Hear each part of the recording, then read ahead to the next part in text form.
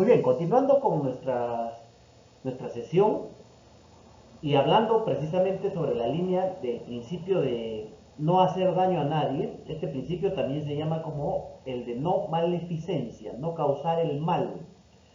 El principio de no maleficencia o no hacer daño a nadie en los profesionales de salud es muy importante, como ya les decía en los minutos anteriores, porque la aplicación o adopción de procedimientos en favor de la salud de los pacientes requiere someterse a riesgos.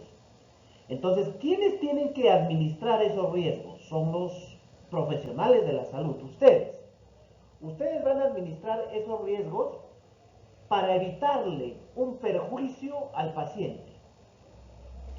Los riesgos, como ya les había mencionado, existen en todo tipo de tratamiento y especialmente en la salud. Cuando uno interviene en un cuerpo humano, esos riesgos pueden crecer o pueden disminuirse dependiendo del tipo de manejo que tiene el profesional de la salud. Y también tiene que ver con las alternativas que presenta para intervenirlo o para tratarlo al paciente. Entonces, mientras menos riesgo haya y más beneficio exista, es mejor para el paciente. Y todo esto, por supuesto, tiene que ser informado al paciente de manera adecuada. Entonces, cuando se tiene que intervenir, van a existir riesgos. Estos riesgos se asumen, se conocen, primero se conocen, luego se asumen y después se aceptan con la finalidad de lograr un mayor beneficio.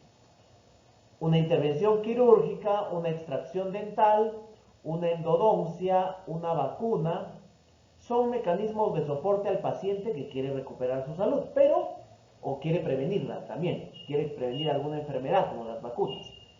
Pero tienden a modificar condiciones inherentes del cuerpo humano. El cuerpo humano está constituido, tiene sus condiciones, tiene una condición homeostática, o sea, se trata de mantener en equilibrio temperatura, pH, todo tipo de indicadores que deben ser tenidos en cuenta para que el cuerpo humano se mantenga saludable. Pero cuando se interviene a este ser humano para prevenir de una enfermedad o para recuperar su salud que haya sido maltratada o perjudicada, entonces estas condiciones en las que se presenta el cuerpo humano se modifican y esas modificaciones traen riesgo. Esto implica riesgo de daño o perjuicio. Entonces, ¿cuál es la función del profesional de la salud? Evitar mayor daño al paciente. Sobre la base de este principio, no hacer daño a nadie. Pero si es necesario intervenir, hay que intervenir minimizando el riesgo de daño, tratando de minimizar el riesgo del daño al paciente para lograr su mayor beneficio. Justo a raíz de este tema, se ha estado hablando desde el año 2018 o 2019 de un problema que se presentó a raíz de un documental. Es un documental que se encontraba antes en la plataforma de Netflix y bueno, se sacó de programación, de cartelera y de la parrilla de programas, de documentales de Netflix porque hubo mucho cuestionamiento a ese documental. Ustedes saben que los documentales son una especie de producciones audiovisuales en las cuales se presentan casos de manera seria y donde se busca también al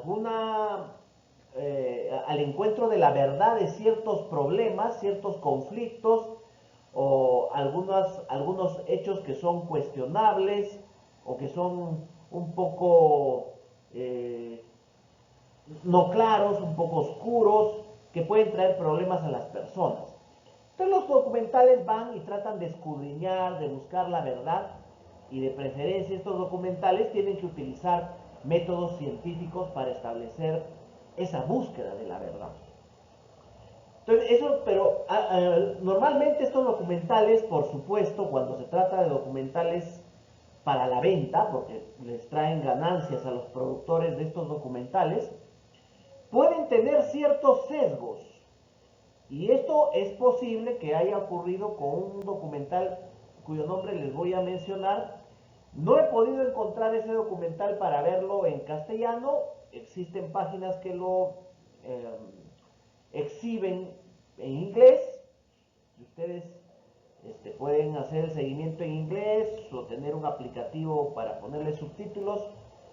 Sería bueno que lo hagan, pero si es que tienen la oportunidad de ver ese documental que se llama Root Cause, o sea, Root Cause es la causa esencial, la causa fundamental de algún problema, trata ese documental de una persona, un paciente, que a lo largo de su vida ha padecido supuestamente a raíz de una endodoncia.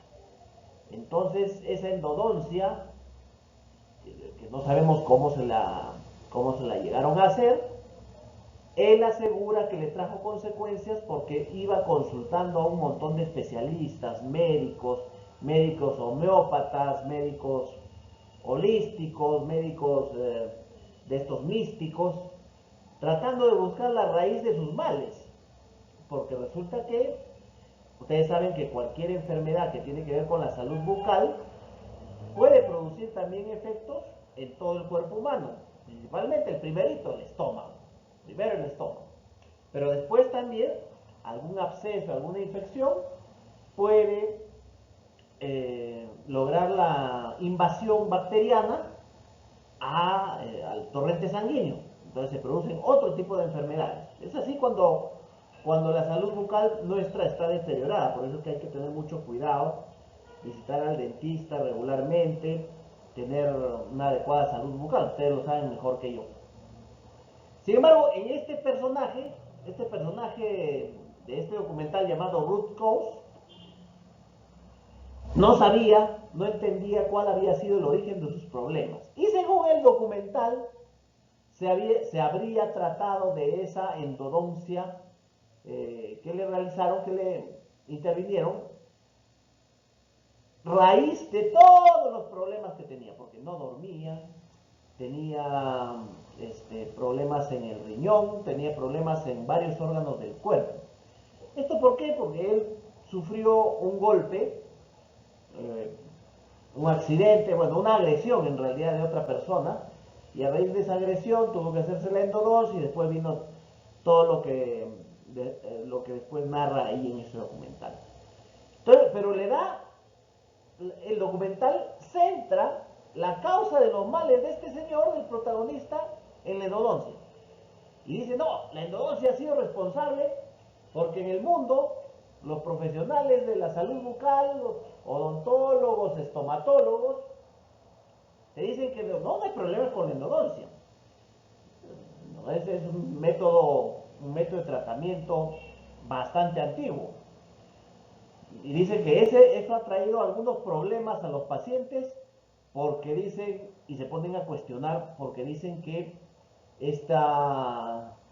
la endodoncia es dejar en realidad, dice, a un órgano muerto. El diente es un órgano muerto cuando se hace la endodoncia, porque se saca la raíz y la pulpa, ¿no? Y se deja el conducto el conducto del diente donde estuvo alguna vez la pulpa y la raíz. Entonces, dice, no, ¿cómo es posible que se pueda mantener un órgano muerto? Y todo el mundo sabe que un órgano muerto es dañino, porque esa necrosis puede traer conflicto al paciente a través de infecciones, a través de otro tipo de abscesos y padecimientos. Entonces se pone a cuestionar los métodos que han estado realizando los odontólogos a lo largo de los años, y hay que tener mucho cuidado al ver los documentales porque siempre es necesario establecer cuáles son los niveles de tratamiento científico que tienen este tipo de informaciones. Hay que tener mucho cuidado. Les digo que no he encontrado el documental en español, está en inglés, es 1 hora de documental, pero siempre hay que verlo con ojo crítico. Una de las cosas que se mencionó ahí en el documental es que se hace promoción al uso de implantes dentales de circonio en vez de implantes de titanio. Eso es uno de los elementos que cuestionan en el documental, que es mejor, dice, hacerlo de circonio y no de titanio. Perdón. Entonces, como se trata de ver que la evaluación ética de los profesionales de la salud, especialmente los relacionados a la salud bucal, tengan que brindar una información adecuada a los pacientes, hay que saber cuál es el mejor procedimiento para poner sobre el tapete la discusión de este principio ético, ¿no? No hacer daño a nadie o principio de no maleficencia. Si tenemos posibilidades de atender y utilizar implantes dentales de estos dos materiales, por si acaso los dos metálicos, de la misma familia, son el titanio y el circonio, son de la misma familia de elementos químicos, ¿cuál es el que le produce menos daño? Entonces, son cosas que un profesional de la salud tiene que evaluar, un profesional odontólogo o también en el área de vuestra carrera profesional técnica. Hay que saber qué elemento es mejor utilizar, hay que saber qué elemento puede hacerle bien al paciente y no causarle más perjuicio, evitarle el riesgo o disminuirle el riesgo y causarle más beneficio. Procurar sobre el paciente mayores beneficios que riesgos y perjuicios. Entonces de eso vamos a hablar un poquito en esta sesión, en lo que queda de esta sesión, sobre esta discusión que se estableció, que es de hace algún tiempo atrás, ¿no? Lo que pasa es que el titanio ha sido utilizado, ustedes saben, más tiempo, el uso de este metal ha sido más antiguo, es uno de los mejores descubiertos y que tiene más tiempo de uso en el mundo, no solamente en implantes dentales, en operaciones de caderas, porque se adhiere muy bien al hueso, es muy maleable, muy adaptable al tejido óseo, el titanio. Y pese a algunas, me imagino yo, deficiencias, para tratarse todo metal, ustedes saben que el metal se corroe, una de las características del metal es que se puede corroer, entonces hay que saber cómo tratar, cómo darle mantenimiento a estos implantes o a algún elemento donde se puede usar titanio. En ese documental lo que dicen es, no, el titanio es más dañino, se corroe y puede causar más perjuicio, abscesos. El circonio no, porque el circonio se adapta mejor al hueso, dicen. ¿Por qué? Porque es más adaptable a una aleación, al ser un metal, una aleación para producir una amalgama, una amalgama cerámica. Cosa que esta cerámica es fundamental para tratar al paciente. Las cerámicas tienen contenido metálico también, las cerámicas. Y dice, según este documental, el circonio dice que es mucho mejor. Entonces, por ahí quizá viene la cosa porque ustedes saben que los intereses económicos de estos documentales, de estas producciones que quieren hacer ver un beneficio de algo, pero siempre destacando el perjuicio de otras cosas, ¿para qué? Para lograr que el paciente opte por un producto distinto al de la competencia. Entonces lo que querían, parece, vender a través de ese documental es la comercialización o el uso de circonio en como mensaje final de este documental. Entonces, a raíz de eso, los odontólogos en Latinoamérica y en el mundo en general cuestionaron al documental por sus deficiencias de datos de carácter científico, deficiencia científica en el manejo del documental, y es por eso que han salido varios odontólogos a explicar que este tema es muy interesado a partir de este documental para vender un producto determinado. Les voy a dejar una página para que puedan revisar las críticas que se hace a ese documental, pero siempre es bueno saber de qué se trata ese documental, qué intereses hay o qué cuestionamientos pone en enfoque para ver si se trata de algo científico o no científico. Hay que evaluar. No basta con ver opiniones de los expertos. Hay que ver de modo directo este tipo de materiales que pueden traer beneficio, porque de lo que se trata es de revisar y corroborar las fuentes de información científica de cualquier producto o de cualquier emisión a través de estos documentales, de estos audiovisuales. Como les digo, a raíz de esta crítica de los odontólogos, de los especialistas en el mundo, Netflix sacó de su plataforma a ese documental que lo estaba transmitiendo en el año 2019. Lo retiró, pero circula porque fíjense que las páginas que tratan de darle publicidad a este documental, lo que hacen es precisamente poner el enfoque en el uso del circonio. Entonces, obviamente hay intereses económicos para hacer uso de ello, pero lo que tenemos que ver es qué tan viable, beneficioso y especialmente no perjudicial para el paciente es uno u otro elemento, o quizá un tercer o cuarto elemento que se puede usar para los implantes dentales. Ese es el tema que vamos a empezar a ver.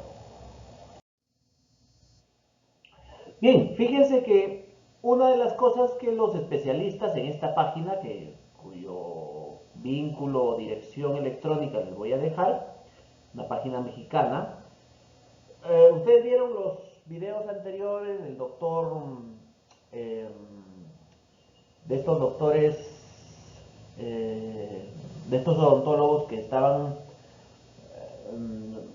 haciendo comentarios sobre el diseño de sonrisa. Bueno, este mismo grupo de odontólogos latinoamericanos se dedica también a hacer cuestionamiento bastante fuerte a este documental, ¿no? Una de las cosas que se menciona en el documental es esto que está entre comillas, en negrita, ¿no? Dice, ¿qué es lo que mencionan en el documental? No hay ninguna rama de la medicina en la que se deja un órgano muerto. No hay ninguna rama de la medicina en la que se deja un órgano muerto, dice, excepto en la odontología, en la que se deja el conducto radicular. Los tejidos muertos deben eliminarse. Empieza con esta idea, mencionando que, oiga, la endodoncia lo que deja es el diente muerto, y ese órgano no tiene vida. ¿Y cómo es posible que se deje un órgano sin vida dentro del cuerpo humano? Eso trae consecuencias, infecciones, abscesos y demás, raíz de otros males. Entonces, trabajan con esa idea en ese documental, dejando ese mensaje muy peligroso. Ustedes saben que la endodoncia es un tratamiento muy bastante utilizado, ¿no? Muy utilizado. Por supuesto, la endodoncia es un método, un tratamiento que tiene que realizarse de manera adecuada. Porque si la endodoncia no se realiza de manera adecuada, no se hace una limpieza, una buena limpieza, desinfección, asepsia de lo que queda del diente, puede traer complicaciones e infecciones posteriormente. Entonces, se quita la raíz, ustedes lo saben, se quita la raíz y la pulpa, ¿no? Entonces, se queda el conducto, pero queda un ligamentito. Eso es lo que han mencionado muchas veces los especialistas. No es que se saque todo, queda el ligamento. ¿Por qué? Porque el diente necesita sensibilidad, y con la endodoncia el diente no deja de perder totalmente la sensibilidad, y es por eso que el ligamento periodontal es el que queda.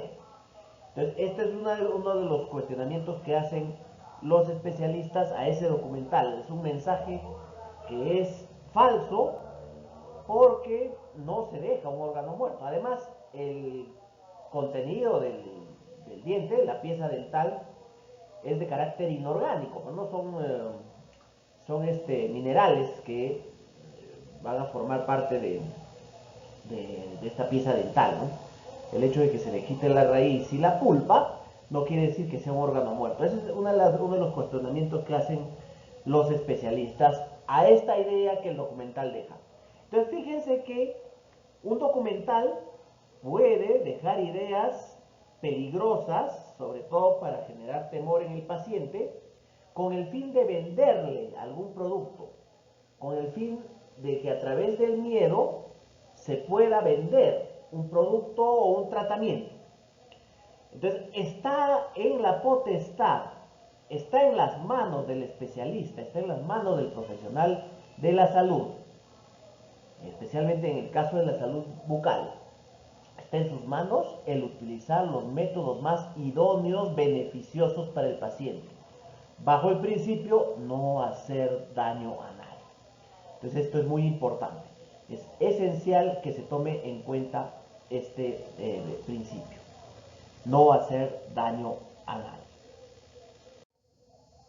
Bien, otra idea que se deja entrever en ese documental, Root Cause, la causa esencial, la causa fundamental, es que los padecimientos como el cáncer son causados por dientes con endodoncia infectados. Hay dos cosas que se rescatan dentro de las opiniones de los especialistas en relación a esa idea que se menciona en el documental.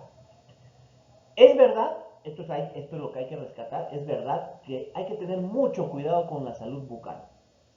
La salud bucal es esencial no solamente para el beneficio de esta parte del cuerpo, de la zona maxilar y, bueno, eventualmente lo más cercano que se tiene, ¿no? Las vías respiratorias o inclusive las que conducen al esófago y al estómago, ¿no? O sea, las vías digestivas y las vías respiratorias, sino a todo el cuerpo. Eso es cierto.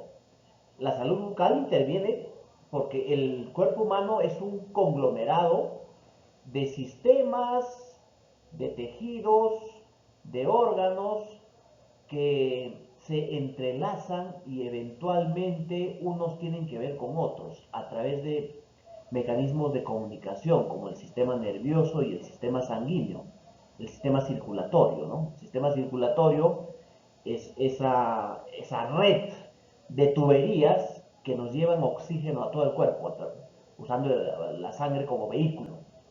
Entonces, es evidente que al ser todo un cuerpo integrado, un conjunto de sistemas, un conjunto de tejidos, un conjunto de órganos que se interrelacionan, es evidente que cuando una zona del cuerpo puede resultar afectada, al tener interconexión a través de la sangre, es posible o acreciente el riesgo de cualquier otro tipo de enfermedad al resto del cuerpo. Eso es cierto. Sin embargo, en el documental se menciona que esto es producto de la endodoncia, de cualquier endodoncia. De cualquier endodoncia. Y esto sí hay que cuestionar porque no es que la endodoncia sea causa directa de cáncer.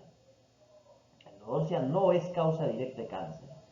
Las causas directas de cáncer pueden deberse a multiplicidad de factores que hasta ahora no se determinan, no se han llegado a conocer del todo. Porque ustedes saben que los cánceres, que son muchos, muy diversos, tienen que ver con toda una serie de factores de los cuales solo algunos se pueden detectar y si se detectan a tiempo es posible combatir a la enfermedad o evitar su propagación, la propagación a otras células para evitar que el cuerpo haga metástasis. La metástasis es cuando todas las células del cuerpo ya se llegan a afectar producto de estas desnaturalizaciones de las células humanas, que son los cánceres, ¿no? Pero el documental dice que es directamente relacionado, la causa directa son las endodoncias. Y es más, no solamente dice eso, sino afirma de que al tener dientes, estos están predispuestos a caerse, así que es mejor sacárselos. Entonces, y para eso pues buscan obviamente después vender estos implantes de silicona, pues, ¿no?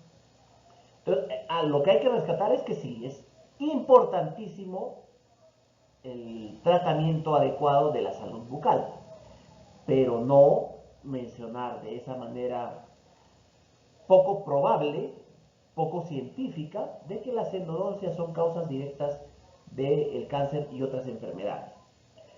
Lo que sí es cierto es que este tratamiento, el tratamiento de la endodoncia, tiene que hacerse sobre la base de una atención adecuada, muy minuciosa, para evitar riesgo de abscesos posteriormente al tratamiento, y además hay que hacerle seguimiento pues al paciente. El paciente tiene que hacerse seguimiento porque en algún momento es posible que algo se agriete en las encías, en alguna zona periférica, donde se implanten las bacterias, y bueno, ahí empiecen los problemas que pueden traer otras consecuencias, no solamente para la salud bucal, sino para todo el cuerpo. Entonces es importante que el tratamiento sea uno adecuadamente realizado y además con un seguimiento minucioso, profesional, evitando que el profesional de la salud, el odontólogo o inclusive en vuestra competencia, como es la prótesis dental, tenga cuidado en que el material usado sea bien colocado, bien implantado, aséptico, y la zona a intervenir también. Entonces, no solamente ver al paciente como un número de soles o dólares, no solamente verlo como un objeto.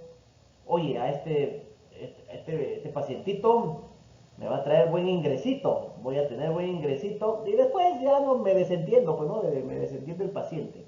Entonces es muy importante precisamente este principio de no perjudicar al paciente, no provocar riesgo o perjuicio al paciente, no hacer daño a nadie, o principio de no maleficencia. Si tenemos que actuar entre varias opciones de tratamiento, hay que darle la más adecuada o la menos dañina para el paciente. Ese también es el principio de no maleficencia, la menos dañina. Que ustedes conozcan realmente cuál es el material, el elemento que va a ser mejor para el paciente, de acuerdo al caso concreto. Entonces, ese es un aspecto a tomar en cuenta. Otra de las afirmaciones bastante temerarias que hace este documental es: todos los dientes con endodoncia están infectados, dice, ¿no? Todos los dientes con endodoncia están infectados. Es una afirmación temeraria, muy temeraria. Como les decía en la diapositiva anterior, no tiene por qué producirse infección cuando la endodoncia está realizada de manera adecuada. Entonces, es evidente que puede haber una infección después de una endodoncia. Claro, existe el riesgo. No se puede negar que hay dientes con endodoncia que se reinfectan. Es así, claro. Pero eso no significa que todos, absolutamente todos los dientes con endodoncia estén infectados. Esa es la idea que se ha desarrollado en ese documental, señalando que no hay diferencia entre las endodoncias, ¿eh? Todas están infectadas. Fíjense esa afirmación temeraria. Entonces, ¿qué parámetros se deben tener en cuenta para que una endodoncia no produzca esto que se quiere evitar, ¿no? El perjuicio al paciente? Evitar que el tratamiento de los conductos, del conducto de donde se ha sacado la raíz y la pulpa dental, esté mal realizado, ¿no? Haya quedado grietas por las cuales puedan introducirse agentes bacterianos.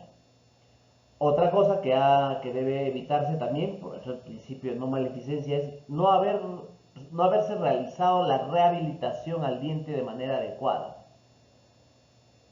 Entonces, o cuando, por ejemplo, esto pasa bastante, cuando se echa una curación provisional, ¿no? Cuando dicen, te lo voy a hacer después, la endodoncia total, te lo voy a sellar después. Mientras te lo voy a dejar con una curación provisional y una selladita, una amalgamita ahí te lo voy a dejar por algún tiempo, regresas, por si acaso regresas.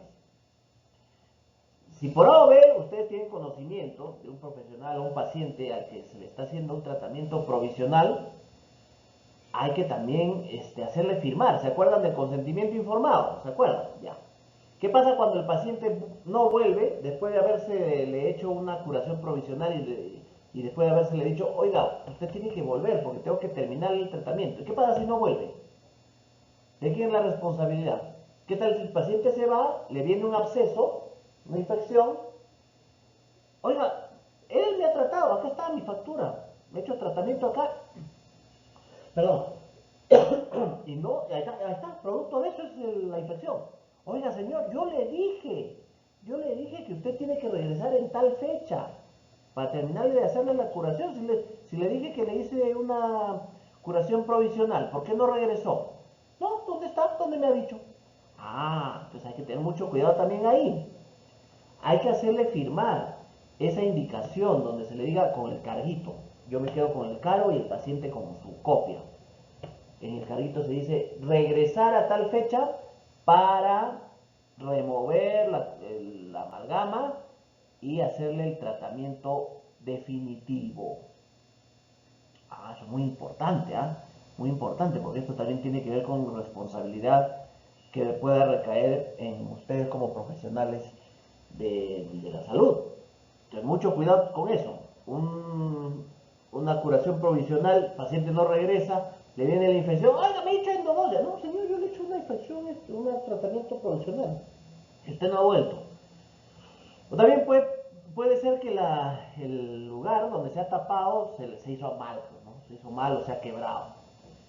La, el sello, después de la limpieza en algunos casos creo que les hacen apertura al conducto, a la cavidad, tiene que estar bien limpiado para evitar pues que haya quedado algún resquicio bacteriano, algún elemento que nos pueda causar infección, tiene que ser una adecuada limpieza.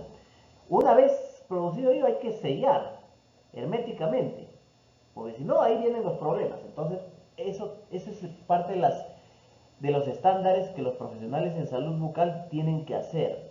Una endodoncia bien realizada, adecuadamente ejecutada, para evitarle riesgo al paciente, principio de no maleficencia. Hay que hacer bien las cosas.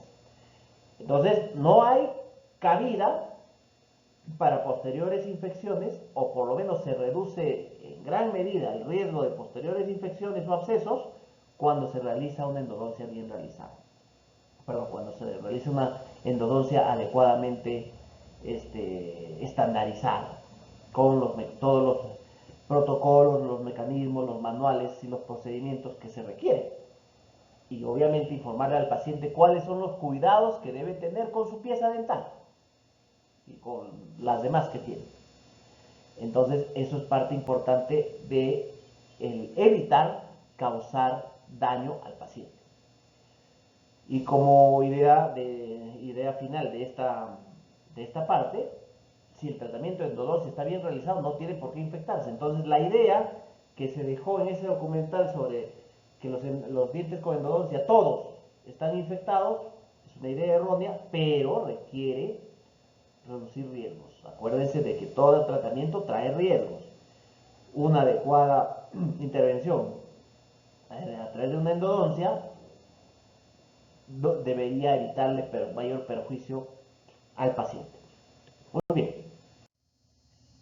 Otro aspecto importante que señala Root Cause es que el diente está muerto, dice, por tanto no se puede sentir si se está formando un absceso o no, y no da síntomas, dice, no duele, porque la endodoncia dice que produce que el diente al perder nervio, ¿no?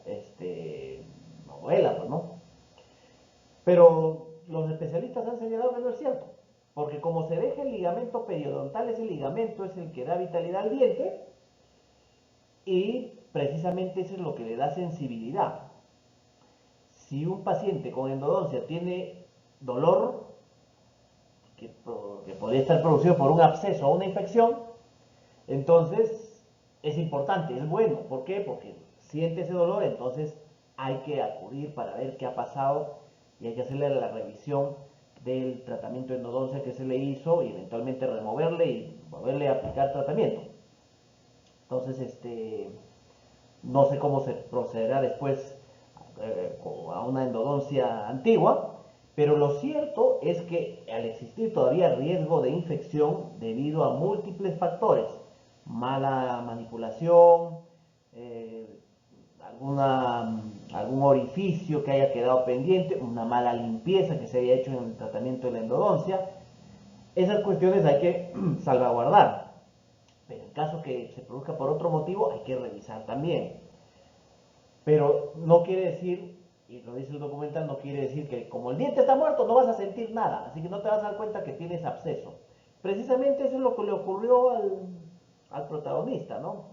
Presuntamente no había tenido ningún dolor, pero cuando se dio cuenta había tenido una infección bastante fuerte que lo llevó después a casi se muere este paciente, pero la idea de que la complicación que se tiene con las endodoncias es que matan al órgano. Como lo matas al órgano no vas a sentir nada y no te vas a dar cuenta cuando estés ya muriéndote. Eso es lo que dice el documental, ¿no? Más o menos en esos términos. Pero lo cierto es que sí hay sensibilidad porque se deja ese, este, esa,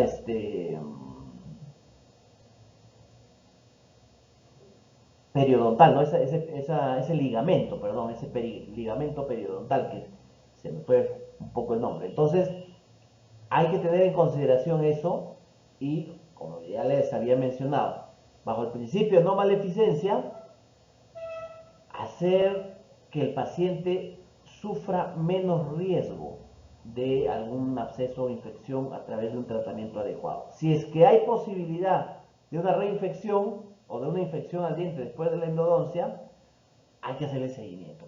Hay que ver la causa, hay que ver qué ha pasado. Es verdad, ha habido muchas veces en las que se han hecho tratamientos de endodoncia, se han producido infecciones y después ha habido que hacer limpieza general. De hecho, yo he sido un paciente que han tenido que removerle el tratamiento de la endodoncia que me hicieron. Entonces, hay que tener mucho cuidado con eso para evitar esas reinfecciones que pueden ser peligrosas y hay que acudir apenas tengamos el primer signo de alarma, hay que acudir para evitar cualquier perjuicio mayor.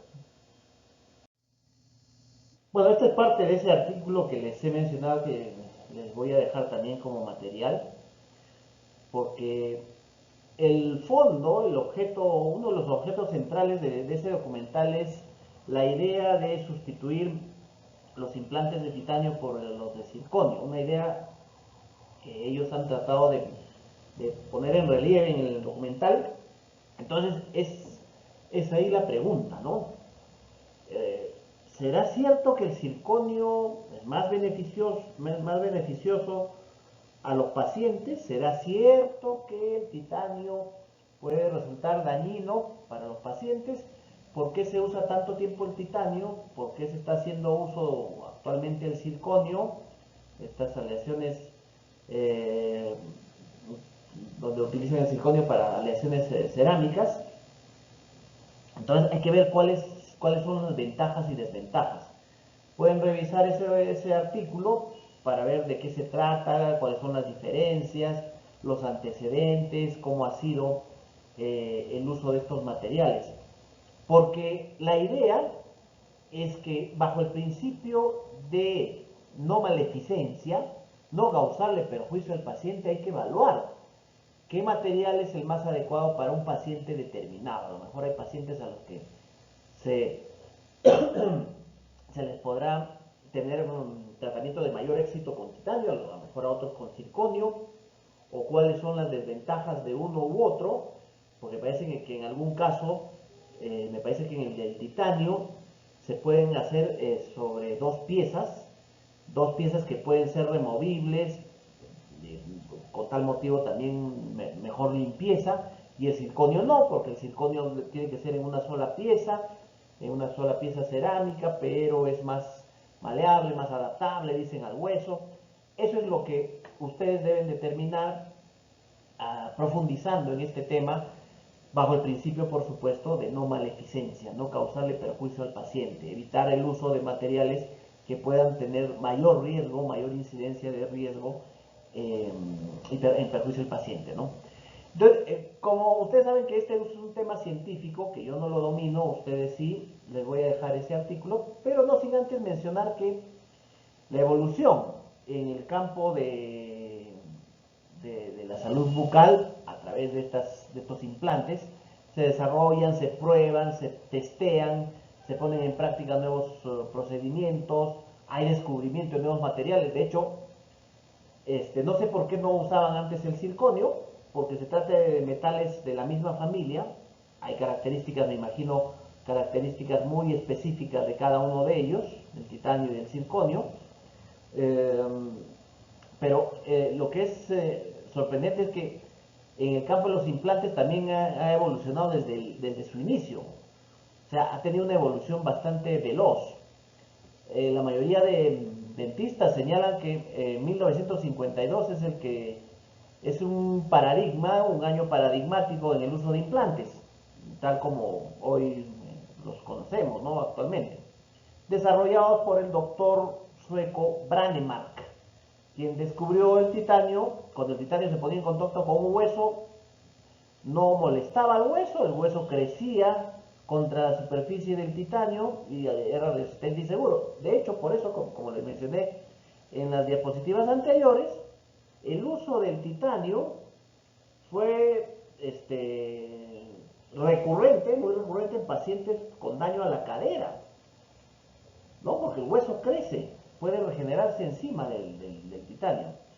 Entonces los implantes eran de titanio puro, pero los profesionales decían que era muy blandito era el material. Entonces desarrollaron una aleación con otro metal para mejorar la efectividad. Entonces, ahora más del 95% de los implantes, señala este artículo del 2018, son aleaciones de titanio. Y el éxito dice que es superior al 98%, o sea, el 98% de los casos tiene éxito haciendo uso de este metal, de esta aleación, y no solo en implantes, ¿no? Sino también en otras partes del cuerpo, implantes dentales, incluso después de 10 años, dice, ¿no? Más allá de 10 años de tiempo de vida, después hay que revisar, porque, ojo, es un metal. El metal tiene características de corrosión, se puede corroer, se puede oxidar. Eso es parte de las características de los metales. Son sus características, son las condiciones en las que están en la naturaleza. Hay personas, sin embargo, que se preocupan por la sensibilidad de los metales dentro de su cuerpo, y para esa preocupación los investigadores han buscado otras respuestas para desarrollar un implante que esté libre de metal, ¿no? Y se encontró el circonio, pero el circonio es otro metal, por si acaso, es otro metal, de otras características, pero de la misma familia, utilizado como óxido de circonio, o sea, una combinación con oxígeno. Es un producto blanco de aspecto opaco, o sea, por eso es que lo utilizan bastante para estas combinaciones cerámicas, ¿no? Aleaciones cerámicas. Un producto blanco de aspecto opaco que también se usa para fabricar coronas y puentes, y hace que el trabajo, especialmente los amantes de la joyería, pueden estar familiarizados por el circonio por su popularidad en su forma cristalina, pues, ¿no? Forma cristales el circonio. La circona cúbica se asemeja a un diamante, dice, ¿no? Un diamante impecable. Entonces, hay profesionales que dicen, no, aparte estéticamente es más bonito, más blanco.